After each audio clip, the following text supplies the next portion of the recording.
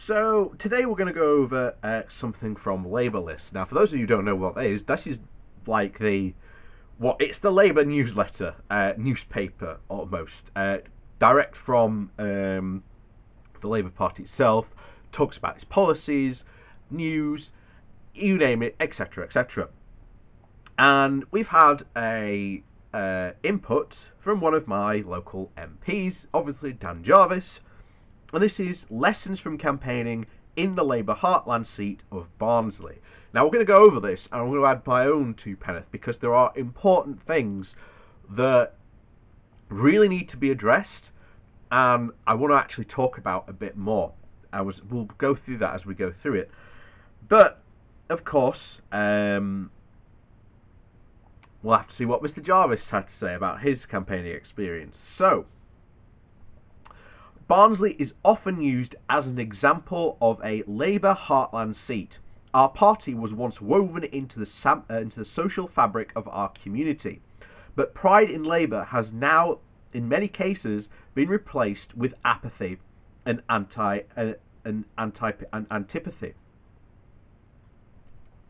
The truth is that the origin of this bruising general election defeat wasn't just Jeremy Corbyn winning the leadership, or the UK voting to leave the European Union. Okay, first two things of these we've got to go over. Dan Jarvis is a Blairite. He is New Labour. He came in that way, and that's essentially what he is. He's a centrist.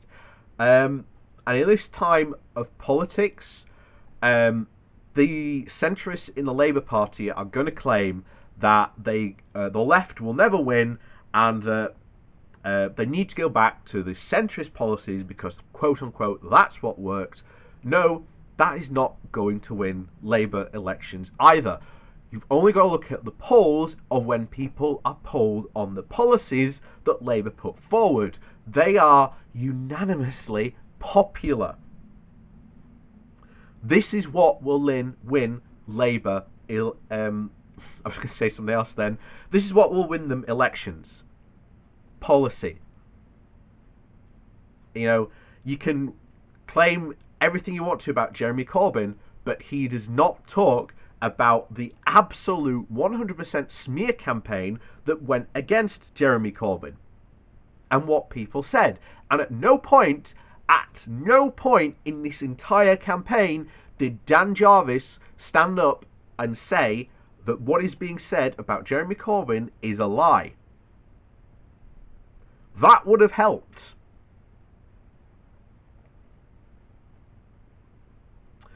And again, in case of voting to leave the European Union, okay, the withdrawal bill's being passed, but as I've said many times, it's only the beginning of the beginning. And look, if we do leave on the 31st, congratulations. There is now a movement in the UK that never existed that wants to be pro-European and that will campaign. And if you don't like that, tough. That's democracy. So, and we will be back in, because I'm not going to go into overly, but look, Boris has already betrayed you. If you were one of the Labour voters that voted for Brexit, Boris has already betrayed you. He's already sold out workers' rights. It's not going to happen. Trade deals can now be done behind closed doors. So when you learn that the NHS has been sold off to America, and it gets dismantled even more, you will not had a chance to fight back against it. It will have been done behind closed doors, and you will not know until the ink has been signed on the dotted line and the NHS has been sold to America. Boris Johnson has already betrayed you, the working class people who voted Conservative. Conservatives is not the party of the working class. It is, and always was, and will remain, the Labour Party.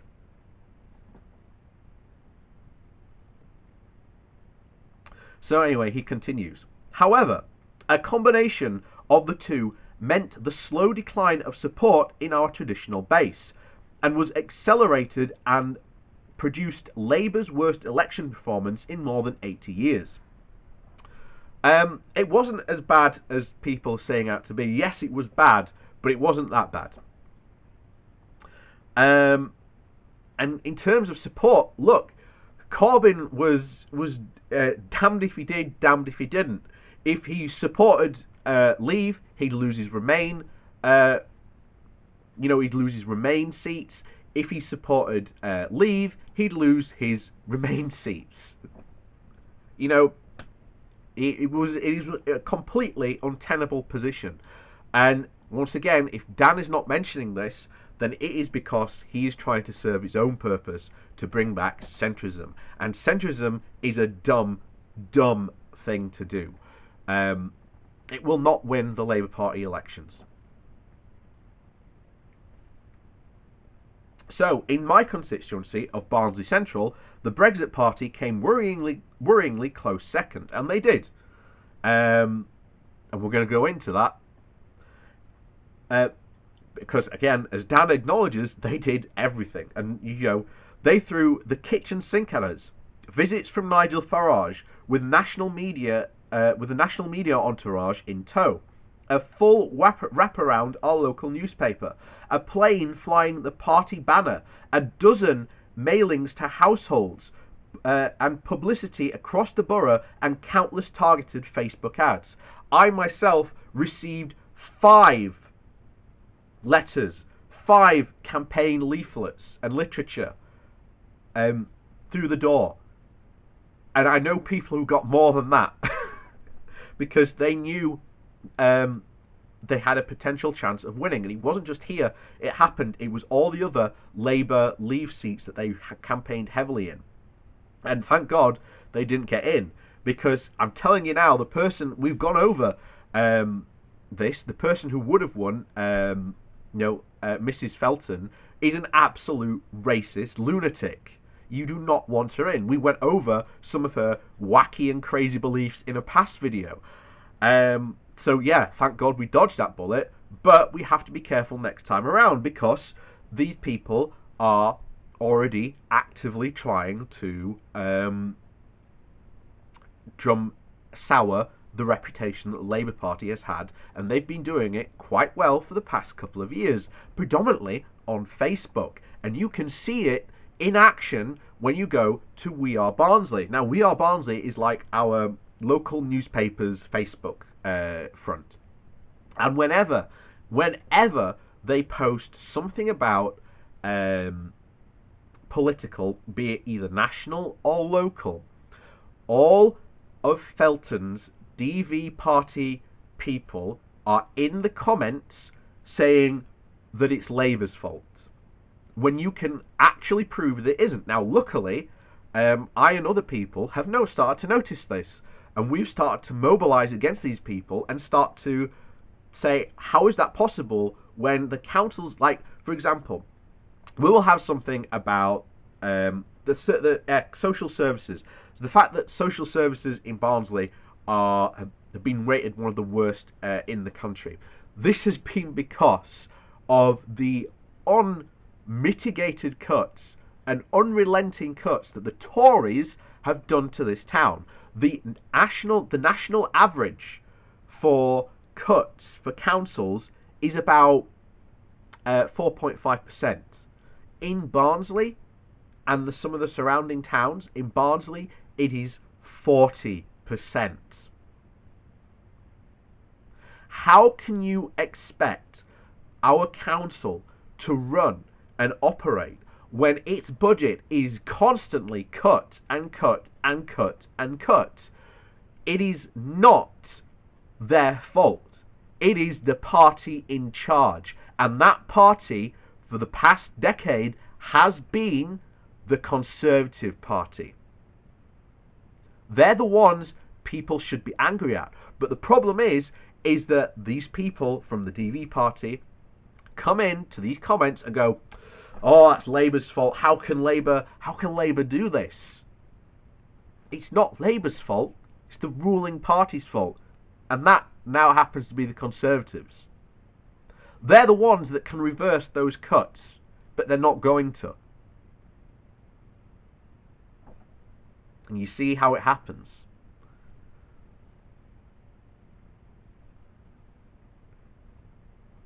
So all of which carried the same message. Labour doesn't care about you. Now we'll continue that. So Labour doesn't care about you. And it worked.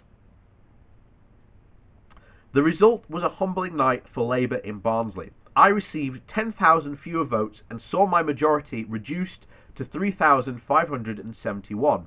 Nearly 1 in 3 people in the town, still home to the National Union of Mine Workers, supported a political outfit headed by a man who once said he supported Thatcher's reforms for the economy.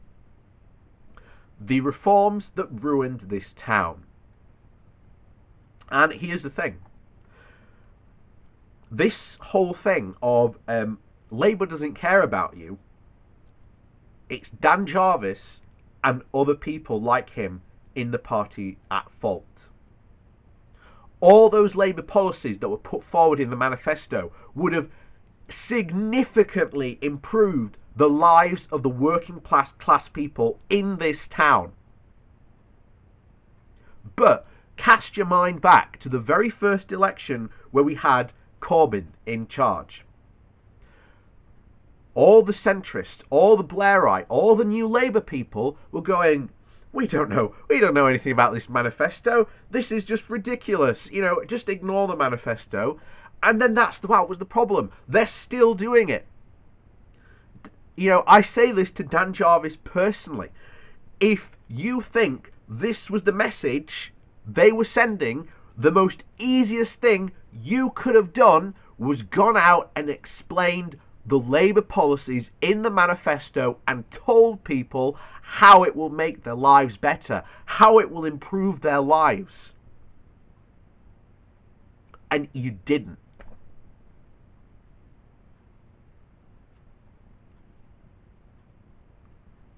So our victory in Barnsley was ultimately down to all those people who knocked on door after door in the bitter cold and never-ending rain. And yeah, I agree with him on that. I will forever be in their debt. They rolled up their sleeves and eked out the votes house by house. On 4 occasions, I was confronted by constituencies displaying such visceral anger that I was prepared for a physical altercation. Now, he doesn't mention who these people were. I have a feeling those people were DV members. And that was it. Those people are these DV members, and they've been heavily influenced by them, have been told that, it's Labour's fault.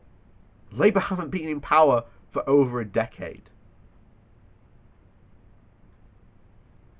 And then when they go, blame Barnsley Council, or, as you see, copy and pasted on all those comments that we've been talking about on that Facebook page are, see, people of Barnsley, if you vote Labour, you get the same.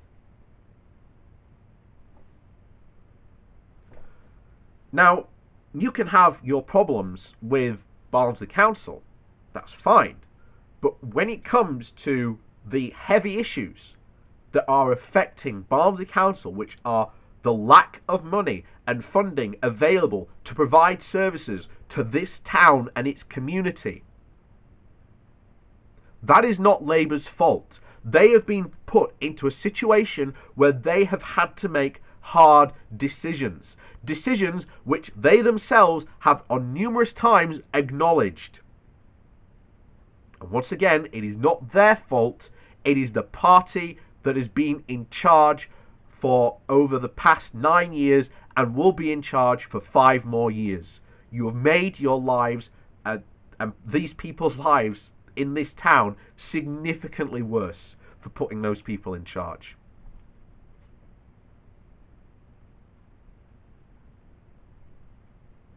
So anyway, it continues. I count myself fortunate that it never quite reached that point. They included an ex-miner who said Labour was no longer for the working class. How? Labour has always been for the working class. Its policies that it put forward in the manifesto would have significantly improved that guy's life. And for him to say, oh, Labour's not for the working class, it was the policies that were put forward by the centrist of the Labour Party that he was referring to. And the way, Dan, you could have handled that was doing what I said at the beginning of this video, was explaining the policies in the Labour manifesto and explaining to him how those policies you were standing for, or you're saying you were standing for, would have impacted him positively.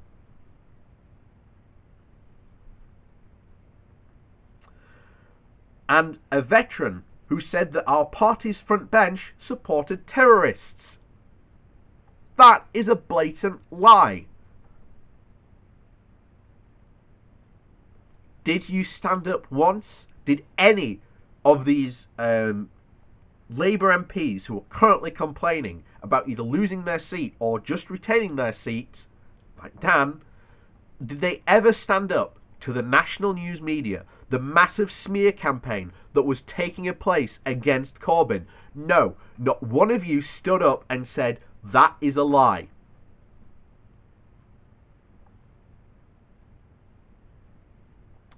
Local activists were regularly verbally abused for having the temerity to speak with residents about the election or simply deliver campaign literature. I have a duty of care for them and wrestled with whether it was fair to them to ask them to go out and knock on doors. I had countless conversations with people who expressed deep concern at a Labour Party that they thought no longer spoke for them.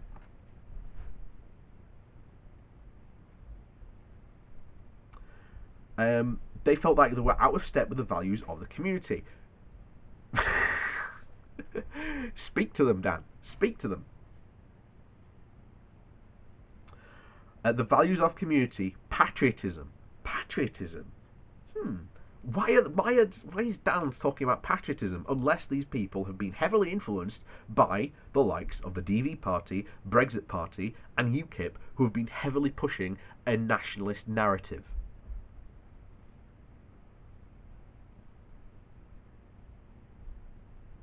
So, and respect for our armed forces that was deeply run throughout our town.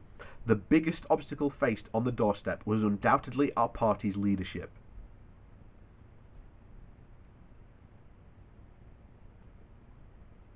That was smeared and put through the mud by one of the biggest political smear jobs this country has ever seen. And if you don't stand up for your leader now, how are you going to stand up for the next leader at the next election? The disdain of voters held was for a plethora of reasons, with virtually nobody believing Jeremy could be trusted to lead our country. Doesn't inspire confidence when you never stood up for him, Dan, does it? The second most prominent reason for our collapse was our Brexit stance. We were perceived as a party of Remainers intent on disrespecting the democratic decision made in 2016. Nearly everyone was exhausted by the delay, uncertainty and debate around a second referendum. Nothing wrong with having a second referendum, democratic. You're allowed to make that argument, Dan. And, you know, the response is, if you're tired now, I'm sorry, but Brexit is only just beginning. You know, we are nowhere near the end. And the consequences are yet to come. And trust me, when those chickens come, they are going to come home to roost very fast. Thirdly, our manifesto.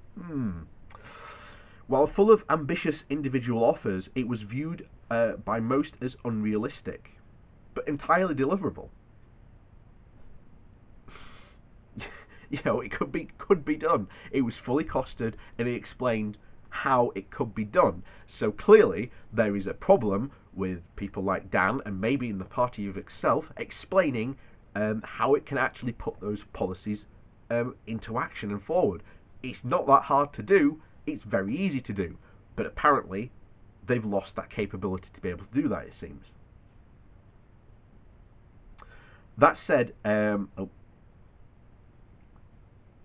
that is not to say that the level and scale of change on offer was not deliverable, but the groundwork preparing people for it was not laid. Partly because there was a quick election, partly because again you got caught off the hop, as many Labour MPs did, but you should have been ready and laying this groundwork, knowing everyone knew last year, sooner or later, there was going to be an election coming. You should have been laying the groundwork yourself for this, and you didn't. In the end, it cut through, but in a negative rather than positive way. The outcome, Labour is now further away from power than any time in any living memory. Moreover, this regression has occurred 9 years into the most incompetent and destructive governments in British political history. I completely agree. But this is not the time for bloodletting or I told you so or goading. Nothing I've written is intended to antagonise members who have supported our party's leader, as many did in good faith, whose solidarity and determination I relied on during this election. However, without an honest analysis of what happened and the requisite change, we risk the bond between heartland seats across the Midlands, the North East, and Middle England, and Labour being irrevocably broken. That's not just what happened at the party, that's also the fact that you have Labour centrists who have never supported Corbyn and have been actively working against him in his own party, such as you, Mr. Jarvis. Our activists are knackered and worn down, but it is imperative that we now rebuild our party, regain the trust, and ensure it is grounded in the communities around the country. The task is mammoth, yet we owe it to those towns and regions devastated by a decade of austerity who sadly felt they could not support us at this time.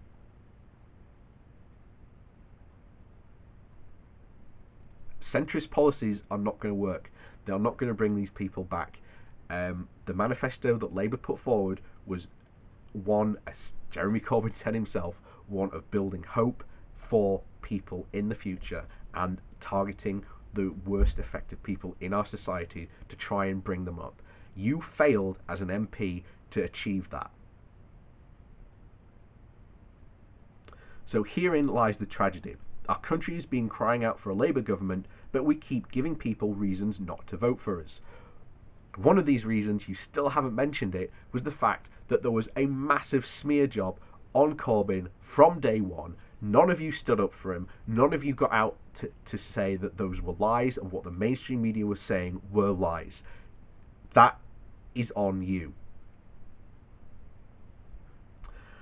With strong leadership and a credible policy offer that addresses the huge challenges that we face, what policies are you talking about there, Dan? Strong leadership? Is Dan angling, as many have suspected for quite a while, that he could be intending to put his leadership bid forward?